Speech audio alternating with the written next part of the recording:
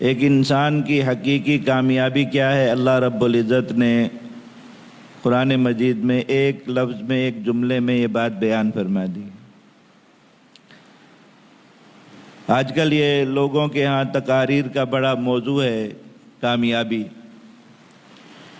اور اس پر لیکچر دینے کے لوگ لاکھوں روپے لیتے ہیں، اور اتنی فضولیات سنا سنا کے لوگوں کا دماغ اس چیز سے بھٹکاتے ہیں کہ کامیابی اصل میں دنیا میں کسی مقام اور منصب کا پا لینا۔ جتنی بڑی تقریر ہوگی گھنٹوں کی، اور عجیب و غریب قسم کی اداکاری کر کے، اور جو ہے وہ الفاظ بنا بنا کے اور عجیب و غریب قسم کے جملے بول کے لوگوں کا ذہن بالکل اپنے اس میں جکڑ لیتے بیٹھ کے۔ پورا ایک طبقہ ہے موٹیویشنل اسپیکر کہلاتے،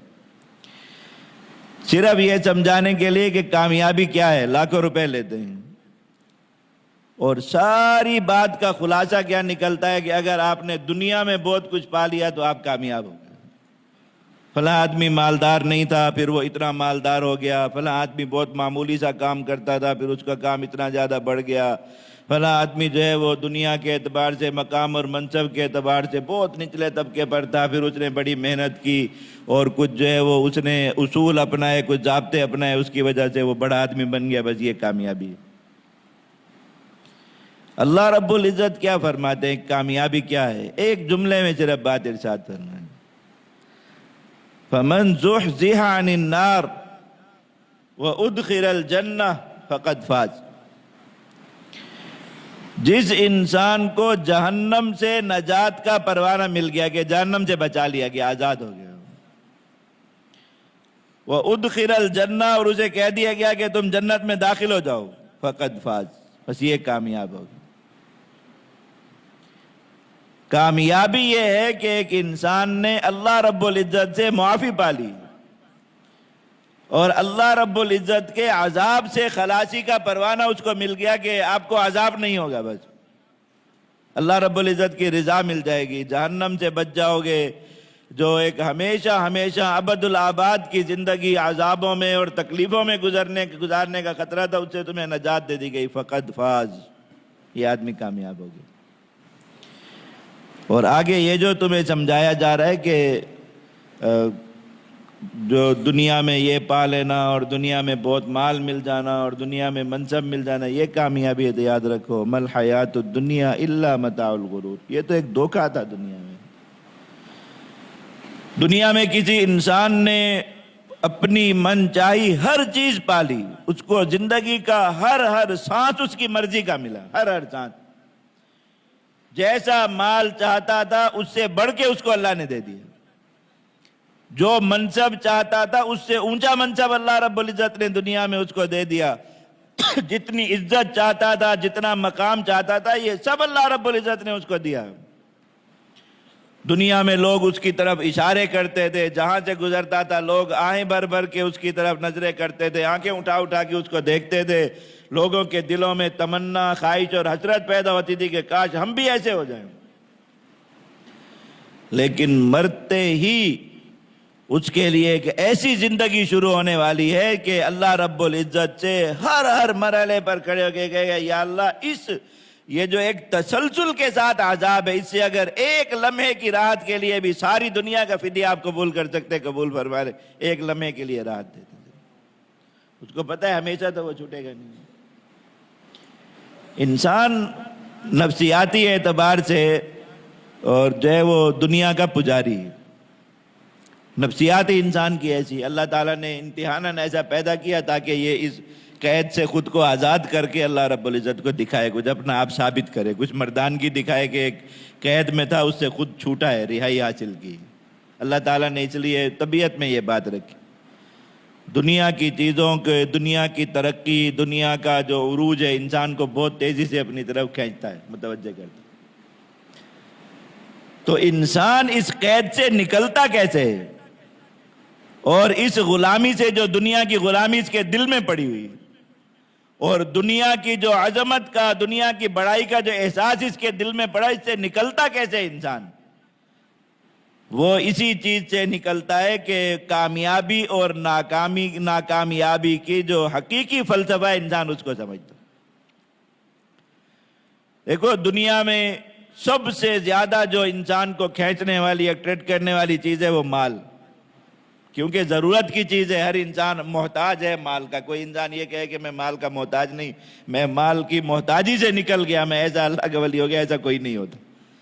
مرتے دم تک انسان مال کا محتاج رہے گا اپنی ضروریات کے لیے، کھانے پینے کے لیے، پہننے کے لیے، رہنے کے لیے، علاج معالجے کے لیے، بیوی بچوں کے لیے، وہ مال کا محتاج رہے گا ہمیشہ،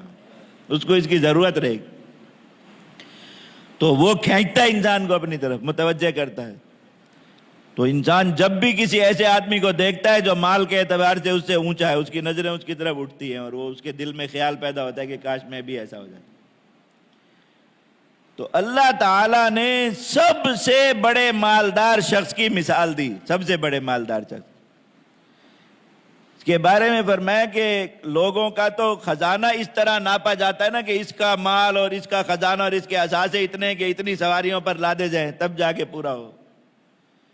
یہ قارون اتنا مالدار ہے کہ اس کے خزانے کی صرف چابیاں اٹھانے کے لیے ایک بہت بڑا جو ہے وہ قافلہ اور بہت بڑا لشکر چاہیے، اتنا بڑا مالدار۔ تو اب وہ اتنی اور نکلتا تھا اپنی دولت کی خوب نمائش کر کے، جب بھی گھر سے نکلنا تھوڑے سے فاصلے تک جانا تو پورا لاؤ لشکر ساتھ لے کر اور جو ہے وہ عیش و عشرت کا سامان لے کر اور خوب اپنی دنیا دکھاتے ہوئے نکلتا تھا لوگوں پر ثابت کرنے کے لیے کہ مالدار لوگوں کو یہ بھی ایک چسکا ہوتا ہے کہ لوگوں کو ہمارا مال نظر آئے۔ تو ایسے ہی وہ نکلا۔ اِنَّ قَارُونَ كَانَ مِن قَوْمِ مُوسَىٰ فَبَغَىٰ عَلَيْهِمْ وَآتَيْنَاهُ مِنَ الْكُنُوزِ مَا إِنَّ مَفَاتِحَهُ لَتَنُوءُ بِالْعُصْبَةِ أُولِي الْقُوَّةِ۔ اتنا بڑا اس کو لشکر چاہیے ہوتا تھا صرف اس کی چابیاں اٹھانے کے لیے۔ تو اب وہ جب نکلا اتنی جو ہے وہ اپنے لاؤ لشکر کو ساتھ لے کر، تو جن لوگوں کے دلوں میں وہی بات کہ دنیا کھینچتی ہے اپنی طرف اور دنیا میں کسی کا عروج جو ہے وہ متوجہ کرتا ہے کہ یہ آدمی بس ترقی یافتہ ہے، انہوں نے کیا کہا کہ کاش ہمیں بھی ایسا ہی ملا ہوتا جیسے قارون کو اللہ نے دیا، ہمیں بھی اللہ تعالیٰ نے اتنا مال و دولت دیا ہوتا جیسے اللہ نے قارون کو اتنا مال و دولت دیا ہے، اور یہ اتنا لاؤ لشکر اور اتنا کر و فر اور اتنی عیش و عشرت اس کو دنیا میں، کاش ہمیں بھی ایسا مل گیا ہوتا، کاش۔ اب وہ ہوتے نا یہی مصیبت جو مسلط ہے آج کل قوم پر، موٹیویشنل اسپیکر پیسے لے کے مالداری کے خواب دکھانے والے، وہ کھڑے ہو کے بتاتے کہ قارون نے فلاں فلاں اسکلز اپنائے تھے اس لیے اتنا مالدار ہو گیا تھا۔ لوگوں کو بہت سارے قارون بنا تو نہیں سکتے کسی کو، لیکن قارون بنانے کے خوابوں میں ضرور مبتلا کر دیتے۔ جو بھی رات کو سوتا وہ یہی دیکھ رہا ہوتا کہ میں نے بھی اپنا ٹائم ایسا ضبط کیا اور ایسا کیا ویسا کیا، میں بھی ایک چھوٹا موٹا قارون بن گیا۔ تو وہ لوگوں کے دلوں میں یہ خیال آ رہا، تو انہوں نے جو اسی قوم میں جو لوگ اللہ رب العزت کے جاننے والے، اللہ رب العزت کی معرفت رکھنے والے اور کامیابی اور ناکامی کے حقیقی فلسفے کو سمجھنے والے تھے، انہوں نے کیا کہا؟ وَيْلَكُمْ ثواب اللہ خیر لمن آمن وعمل صالحا۔ ہلاکت ہو تمہاری، تم اس دنیا کی اس عارضی مال و دولت کو دیکھ کر یہ کہہ رہے ہو کہ فرعون قارون بہت کامیاب ہے تو کاش ہم بھی ایسے کامیاب ہو جائیں۔ افسوس ہے تمہاری عقل پر، افسوس ہے تمہاری اس دانش پر، تم ایسا سوچ رہے ہو۔ ثواب اللہ، اللہ کی طرف سے جو نیکی کا کسی ایک نیکی کا بدلہ انسان کو ملتا ہے، خیرن، اس سے بہت بہتر ہے، اس سے بہت بہتر ہے۔ اس لیے کہ اس کے بدلے میں اللہ رب العزت وہ چیز عطا فرمانے والے ہیں کہ یہ قارون اگر اپنا سارا خزانہ اللہ رب العزت کے حضور ڈھیر کرے گا اور اس جیسے ہزاروں خزانے اللہ رب العزت کو فدیے کے طور پر پیش کرے گا کہ اس جنت کے پانی کا ایک گھونٹ پالے، اللہ تعالیٰ فرمائیں گے کہ یہ دنیا کی یہ ساری چیزیں اس کی قیمت نہیں، تم اس کے بدلے یہ نہیں کرے۔ قرآن مجید پڑھیے کیسی حسرت ناک اور افسوسناک صورتحال اللہ رب العزت کے بیان فرمائی کہ کھڑے ہو کر یہ کہیں گے کہ یا اللہ دنیا میں جو کچھ تھا ہم فدیے کے لیے پیش کرتے، ہمیں اس عذاب سے چھٹکارا دے دے۔ اللہ رب العزت چھٹکارا نہیں دیں گے۔ وہاں جو دولت مانگی جانے والی ہے، وہاں جو مال جس کا مطالبہ کیا جانے والا ہے، وہاں جو سرمایہ کام آنے والا ہے وہ کیا ہے؟ ثواب اللہ۔ اللہ تعالیٰ سے ثواب کتنا پایا، نیکیوں کا بدلہ کتنا لینا انسان نے، اس کے سرمایہ میں نیکیوں کا جو خزانہ ہے، اس کا سرمایہ خزانہ نیکیوں کا کتنا بڑا ہے کہ اب جب یہ تلے گا اور اس کے بدلے میں اللہ رب العزت اسے جو ہے وہ ثواب عطا فرمائیں گے اور ان نیکیوں کو لکھا جائے گا، ان نیکیوں کو تولا جائے گا، ان کا وزن ہوگا، یہ پتہ چلے کہ ہاں یہ انسان ایک بہت بھاری خزانہ لے کے، بہت بڑا سرمایہ لے کے آیا ہوا ہے، تو وہ قارون کے اس سارے خزانے سے بہتر۔ اور دیکھو قارون کا یہ سارا خزانہ، یہ مال و دولت اسے کہاں لے گئے؟ فَخَسَفْنَا بِهِ وَبِدَارِهِ الْأَرْضِ، اللہ نے اس کو زمین میں دھسایا اور وہ قیامت تک دھستا چلا جا رہا ہے، دھستا چلا جا رہا ہے، دھستا چلا، یہی اس کا عذاب ہے، مال اسے نیچے لے گیا۔ اور ایک ایک نیکی کا ثواب انسان کو کہاں لے جاتا ہے؟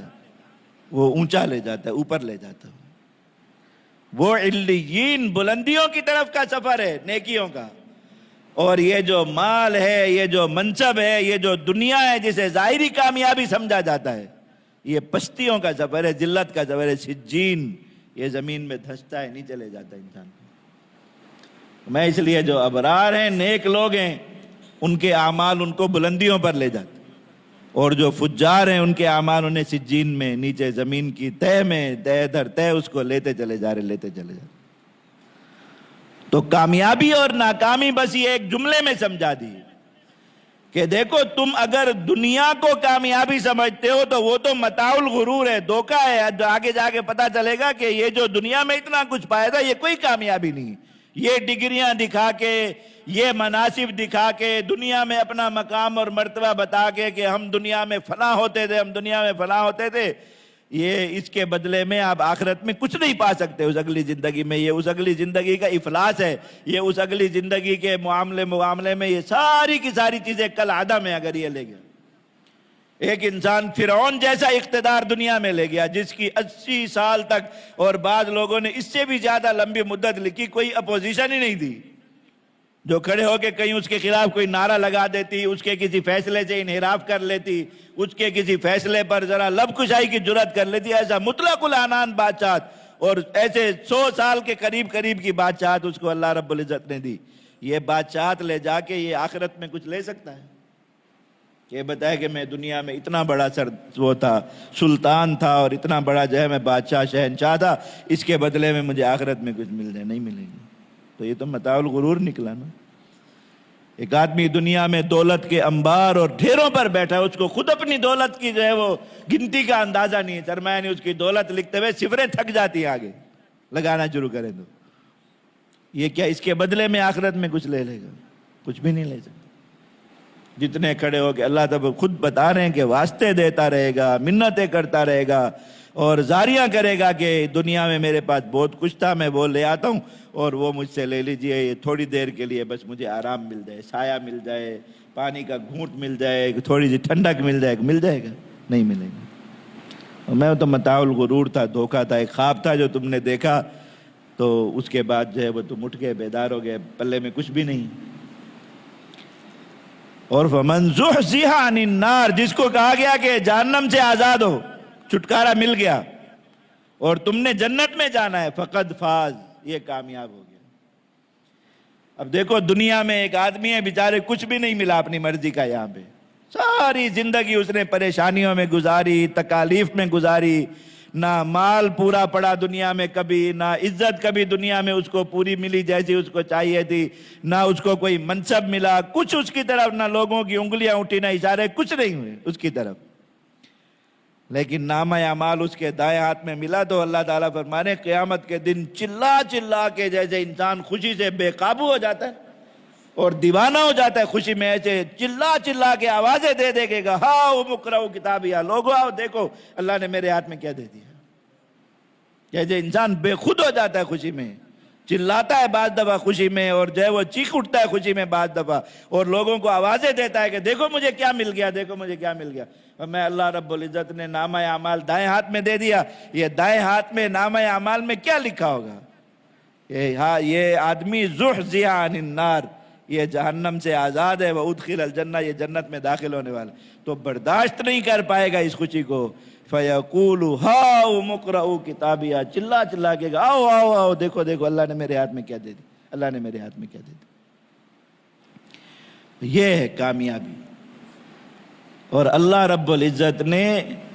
یہ تو ویسے تو انسان کی پوری جو زندگی اس کو ملی ہے وہ اس کامیابی کے پیچھے بھاگنے کے لیے، بس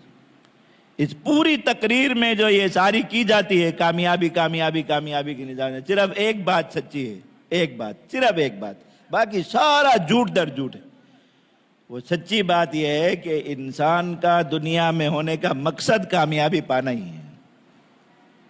اب یہ الگ بات ہے کہ وہ جس چیز کو کامیابی بنا کے دکھا رہے ہیں وہ کامیابی ہے نہیں، لیکن کامیاب انسان واقعی وہی ہے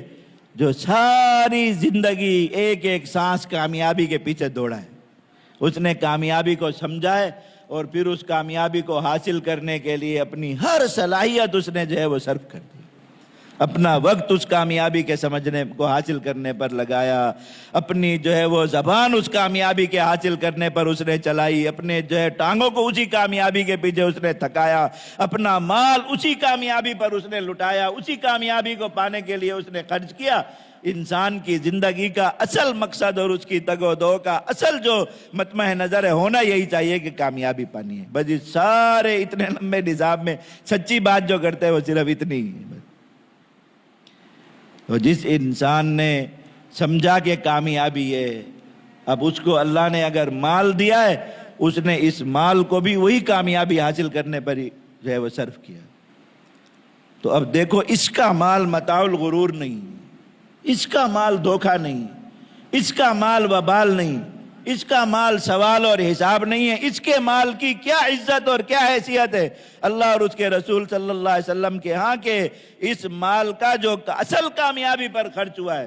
فرمایا کہ وہ اگر کھجور کا آدھا دانہ بھی ہے، اللہ رب العزت اس کو اس طرح پالتے ہیں جیسے کوئی اپنے پالتو جانور کی پرورش کرتا ہے، اور پہاڑوں سے بڑا اللہ رب العزت اس کو بنا دیتے، پہاڑوں کو بڑا۔ کیونکہ یہ انسان کے مال کا وہ حصہ ہے جو حقیقی معنوں میں اس نے کس چیز پر خرچ کیا؟ کامیابی پانے کے لیے خرچ کیا تھا، جہنم سے بچنے پر خرچ کیا تھا، جنت کو پانے کے لیے خرچ کیا تھا۔ اللہ رب العزت کیا وہ مال اتنا پسندیدہ، اللہ رب العزت کیا وہ مال اتنا پسندیدہ ہے کہ وہ باقی سارے اعمال 1 سے 10 تلتے،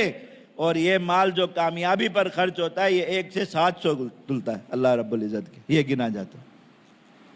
یہ مال اب متاع الغرور نہیں رہا، یہ ایک حقیقت پر صرف ہوا، یہ ایک حقیقی نیکی بن گیا۔ اب یہ قیامت کی صبح تک بڑھے گا بڑھے گا بڑھے گا بڑھے گا، اللہ رب اس کو بڑھائے، اور یہی اس کی زندگی کا حقیقی سرمایہ بن گیا۔ انسان نے اپنی زبان اسی حقیقی کامیابی کو پانے کے لیے صرف کی ہے۔ اس زبان سے اللہ کا کلام پڑھا، اس زبان سے اللہ کی طرف بلایا، اس زبان سے اللہ کی دعوت دی، اس زبان سے اللہ کا شکر ادا کیا، اس زبان سے قرآن مجید پڑھا، اس زبان سے نبی کریم صلی اللہ علیہ وسلم پر درود و سلام پڑھا۔ یہ زبان خرچ ہو رہی، کس چیز پر صرف ہو رہی ہے؟ کامیابی پانے کے لیے۔ تو ایک ایک لفظ اس کی زبان سے جو نکل رہا ہے وہ کتنا بڑا ہے۔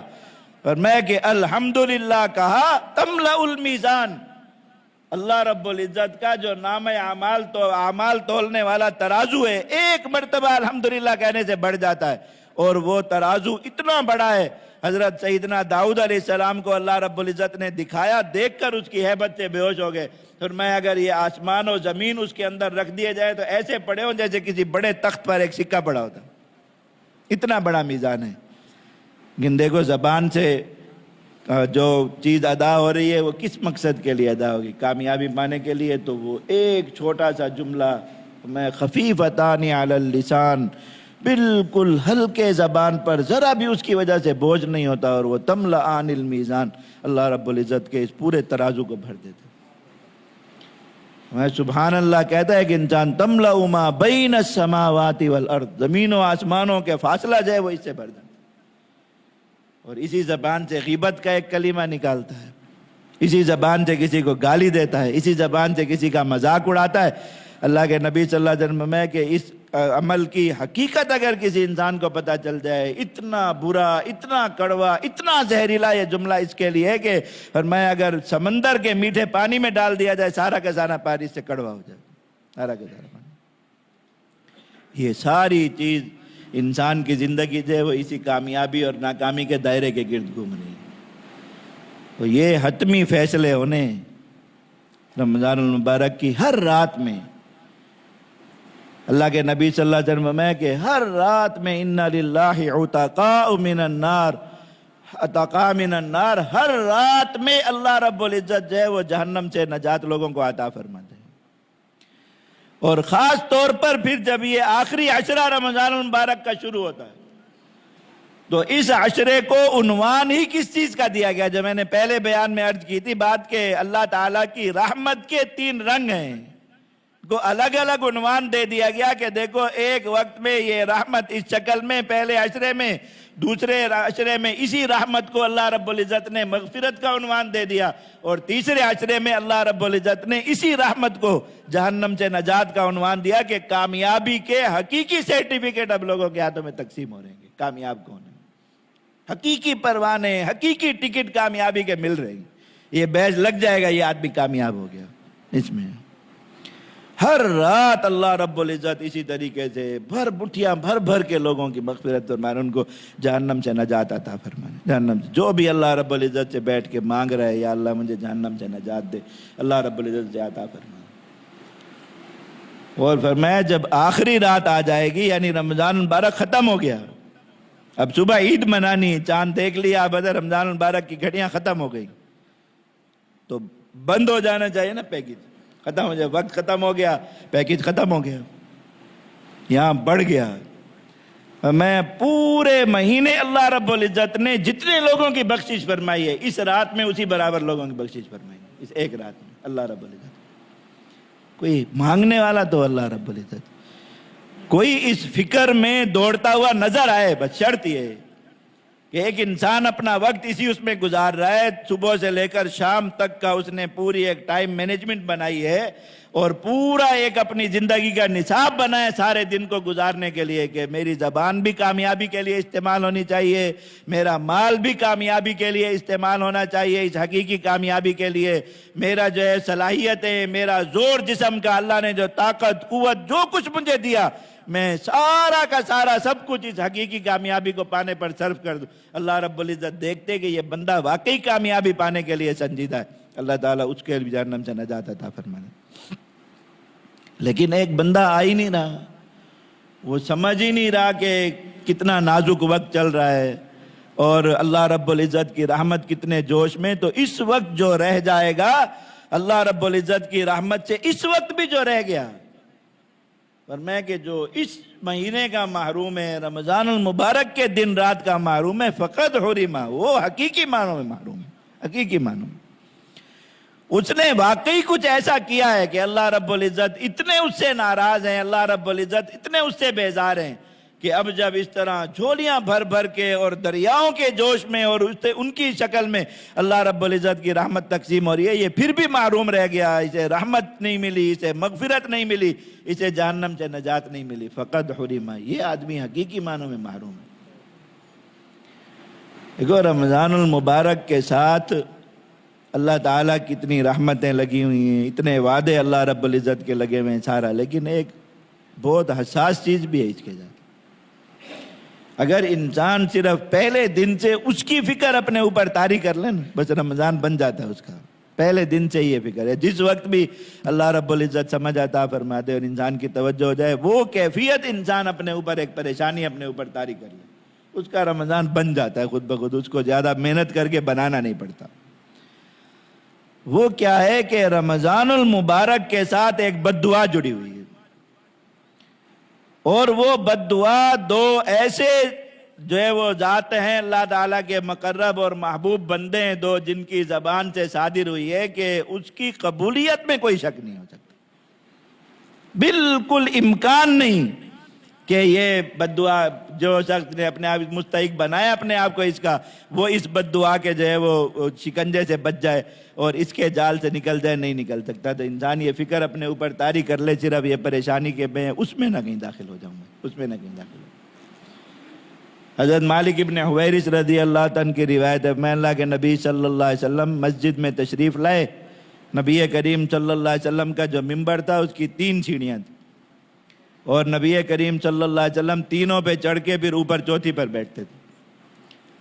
تو میں کہ اللہ کے نبی صلی اللہ علیہ وسلم نے پہلی سیڑھی پر قدم رکھا تو فرمایا آمین. پھر دوسری سیڑھی پر قدم رکھا فرمایا آمین. تیسری سیڑھی پر قدم رکھا فرمایا آمین. پھر آپ بیٹھ. اب سب لوگ متوجہ ہیں, دیکھ رہے ہیں اللہ کے نبی صلی اللہ علیہ وسلم نے اب کسی نے کوئی دعا نہیں کی یا حضور نے خود کوئی دعا نہیں کی جس پر آمین کہی ہو, تو اب سب وہ فکر لگی سب کی کہ کیا بات ہے, اللہ کے نبی صلی اللہ علیہ وسلم کس چیز پر آمین فرما رہے. تو نبی کریم صلی اللہ علیہ وسلم جب ممبر پر تشریف فرما ہوئے تو صحابہ کرام کو فرمایا کہ اللہ تعالیٰ کے فرشتے حضرت سیدنا جبرائیل علیہ السلام تشریف لائے. اور جب میں نے پہلی سیڑھی پر قدم رکھا انہوں نے مجھے کہا یا محمد, اے محمد صلی اللہ علیہ وسلم, من ادرک رمضان فلم یغفر له فابعدہ اللہ فقل آمین. کہا کہ جس شخص کو اللہ نے رمضان المبارک کا مہینہ دیا اس کی زندگی میں اس علم کے ساتھ, اس شعور کے ساتھ کہ رمضان المبارک میں اللہ رب العزت کی کیسی رحمتیں برس رہی ہیں, کیسا مغفرتوں کا دریا اللہ رب العزت کا جوش میں, اللہ رب العزت ہر رات لوگوں کی جو ہے وہ جہنم سے نجات عطا فرما رہے ہیں, بخشش فرما رہے ہیں, حقیقی کامیابیاں تقسیم ہو رہی. لیکن اس آدمی نے پھر بھی اپنے آپ کو ایسا بنایا رکھا کہ اس کو نہیں ملی, یہ محروم رہ گیا. فلم یغفر لہ, رمضان پورا گزر گیا, ہر رات اللہ رب العزت اپنی مخلوق میں لوگوں کی بخشش فرما رہے ہیں, یہ پھر رہ جاتا ہے. ہر رات جہنم سے نجات کے پروانے مل رہے ہیں, لیکن یہ ایسی غفلت کی حالت میں ہوتا ہے, ایسے گناہ کی حالت میں ہوتا ہے اور ایسی ناپسندیدہ حالت میں ہوتا ہے اللہ رب العزت کی, یہ پھر رہ جاتا ہے. یہ کوئی رات اس کو نہیں اس میں داخل کرا سکی اس لسٹ میں. فابعدہ اللہ, ایسے آدمی کو دفع کرے اللہ, دور پھینکے. یہ جبرائیل علیہ السلام بد دعا فرما رہے اور کہا کہ مجھے کہا قل آمین, آپ اس پر آمین کہیے. اللہ کے نبی صلی اللہ علیہ وسلم سے کہا تو فقلت آمین, میں نے بھی اس پر کہہ دیا آمین, یہ بد دعا قبول ہو جائے امت کے. اب رمضان المبارک کا اول تو انسان کو پہلے لمحے سے ہی یہ فکر طاری ہو جانی چاہیے, پہلے لمحے سے ہی, کہ یہ بد دعا پورا مہینہ تعاقب میں, پورا مہینہ ایک خطرے کی طرح سر پر کھڑی, پورا مہینہ جیسے اللہ رب العزت نے ایک پہاڑ اٹھا کے بنی اسرائیل نے تورات کے احکام ماننے سے انکار کیا, اللہ تعالیٰ نے پورا پہاڑ زمین سے اکھاڑا ان کے سر پہ کھڑا کر دیا لا کے. کہا مانتے ہو ٹھیک ہے, ورنہ یہ پہاڑ آ رہا ہے اوپر سر پہ, دب جاؤ گے اس کے نیچے. تو فوراً مان گئے, انہوں نے اللہ تعالیٰ کے وہ سارے احکام مان لیے, اللہ تعالیٰ نے وہ پہاڑ ہٹا لیا. آپ سوچئے ایک پہاڑ اللہ کے نبی صلی اللہ علیہ وسلم کی بد دعا کے مقابلے میں کیا چیز ہے کہ سر پر کھڑا. انسان اگر سوچے تھوڑا سا کوئی چھت گرنے والی انسان اس کے نیچے بٹھا دیا جائے تو کیسی سچی توبہ کرے گا اس وقت میں, کو پتا ہو کہ یہ چھت بس میرے سر پہ گرے گی. اس کے نیچے کھڑا کر دیا جائے کہ نماز پڑھو, اپنی زندگی کی بہترین نماز پڑھے گا, بہترین نماز, بجائے بس گرنے والی ہے, جانے والا ہوں دنیا سے, اسی کے نیچے بس وقت ہے, تو ایک اچھی نماز اللہ رب العزت کے حضور پڑھی. اس وقت اگر دعا مانگنے کے لیے بٹھا دیا جائے گا, زندگی کی بہترین دعا کرے گا پوری توجہ سے, سب سے بہتر کہ سر پر یہ پہاڑ چھت گرنے والی ہے اوپر سے. اس وقت میں اگر استغفار کرے گا سچے دل سے, سب سے سچا استغفار کرے گا, اس وقت میں اگر توبہ کرے گا سب سے سچی توبہ کرے گا, ایک چھوٹی سی چھت سر پہ گرنے والی ہے. اور یہاں اللہ کے نبی صلی اللہ علیہ وسلم کی زبان مبارک سے بد دعا, حضرت جبرائیل السلام معصوم, اللہ کے اتنے مقرب اور قریب فرشتے اور معصوم, کوئی جس کا گناہ نہیں, کوئی جس کی غلطی نہیں,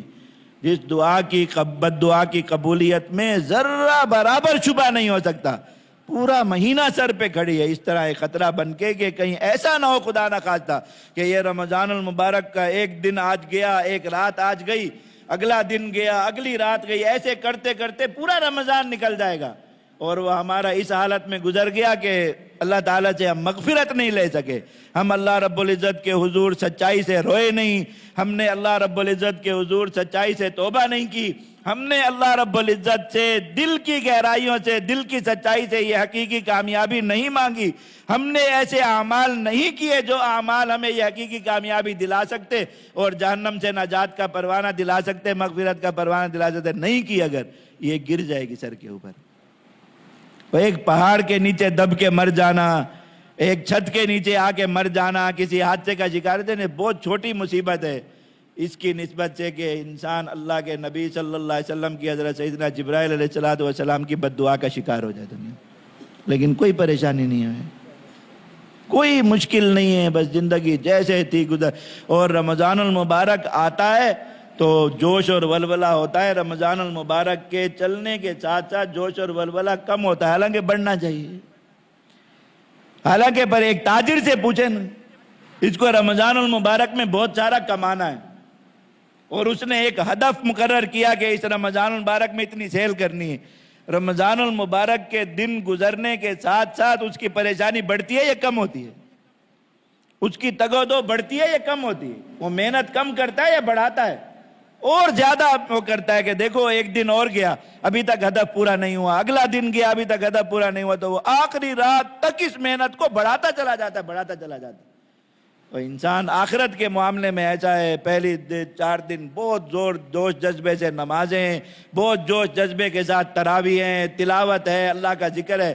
6واں دن شروع ہوا، 7واں دن شروع ہوا، 10واں دن شروع ہوا، آہستہ آہستہ آہستہ آہستہ مدھم ہوتے ہوتے آخر میں کیا رہ گیا؟ بس سارا روزہ یا تو سوتے ہوئے گزر رہا ہے یا سارا بازاروں کی زینت ہو رہا ہے. حالانکہ ہر دن انسان کو اس پریشانی کے ساتھ اٹھنا چاہیے تھا کہ رمضان المبارک کا ایک دن اور گیا، ایک رات اور گئی، کچھ بھی نہیں کیا ابھی تک، کچھ بھی نہیں کیا ابھی تک. کہیں خدا نہ خواستہ ایسا نہ ہو کہ وہ ابعدہ اللہ تعالیٰ ہمیں بھی دور پھینک دے. ہم بھی اس بد دعا کے شکار تو اگلے دن اور زیادہ محنت کر، اگلے دن پھر اس احساس کے ساتھ اٹھتا کہ نہیں کچھ بھی نہیں ہوا. کل کے دن میں تلاوت نہیں ہو سکی پوری، ذکر اذکار پورے نہیں ہو سکے، استغفار نہیں ہو سکا، توبہ نہیں ہو سکی، اللہ سے دعا نہیں ہو سکی، اللہ کے سامنے